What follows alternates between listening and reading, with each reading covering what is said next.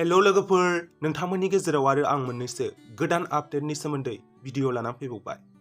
लोगोफोर, नोंथांमोनहाथ' नैबे सावगारियाव नुनाय बिथांखौ बयबो सिनायखागौ जानांगौ। बिथाङा बर' एलबामफोराव बेकग्राउन्ड डान्सार हिसाबै खामानि मावबोदोंमोन।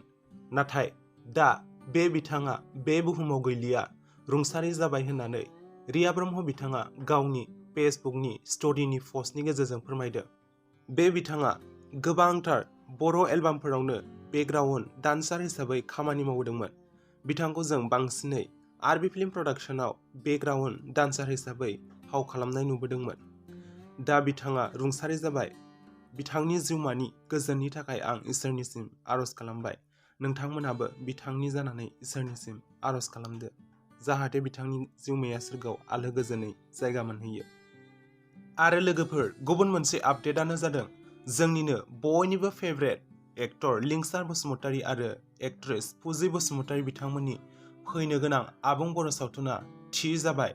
थामहिनबा बिथांखौ जों सानैजों गुबुन मोनसे फैनो गोनां आबुं सावथुनाव फाव खालामनाय नुनो मोनबावसिगोन।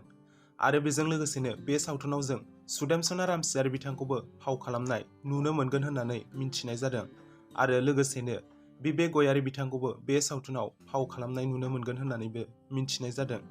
नाथाय दासिमाव बिथांमोना बे सावथुननि नाम एबा टाइटेलखौ एनाउन्स खालामथ'वाखै। आसा खालामदों साननैसो उनावनो बिथांमोना टाइटेलखौबो एनाउन्स खालामनानै होगोन होननानै।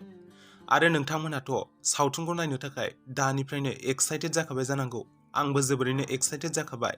मानोना बिथांमोना जेब्लानो सानैजों मोनसे प्रजेक्टआव खामानि मावो, अब्लानो बिथांमोननि प्रजेक्टआ थारैनो जोबोरैनो मेहेरगोनां जायो आरो बयनिबो गोसोखौ बोनो हाथाव जायो।